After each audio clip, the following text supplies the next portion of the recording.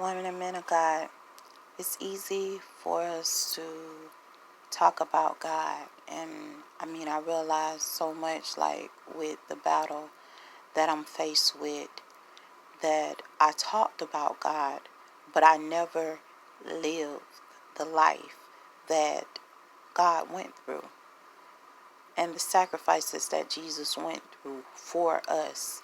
And when I say Jesus did much sacrificing for us, right now I want to take you guys to Matthew 5. And in Matthew 5, verse 1 through 12, it pretty much talks about how Jesus sat up there before he left. He gave his disciples orders and he blessed them. And he gave them a blessing so that they can move forth and be victorious in the things that he will call in them to do. And to know that you're blessed before you get started on your journey. Blessed before you even begin the journey. Because remind you, we today are disciples of Jesus Christ. And we're supposed to represent him in all honesty and truth. So it says, and seeing the multitudes, he went up on the mountain. And when he was set, his disciples came to him. Then he opened his mouth and taught them, saying, Blessed are the poor in spirit, for there is the kingdom of heaven. Blessed are those who mourn, for they shall be comforted. Blessed are the meek, for they shall inherit the earth. Blessed are those who hunger and thirst for righteousness, for they shall be filled.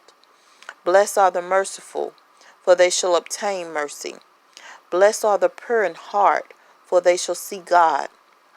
Blessed are the peacemakers, for they shall be called the sons of God. Blessed are those who are persecuted for righteous sake, for there is the kingdom of heaven. Blessed are you when they revile and persecute you, and say all kinds of evil against you falsely for my sake. Rejoice and be exceedingly glad, for great is your reward in the kingdom of heaven. For so persecuted they the prophets who were before you. Women and men of God, the first thing you need to understand is we're going through spiritual warfare right now. Fasting, you're praying. Sometimes when you fast and not eat anything, you're praying and stuff like that.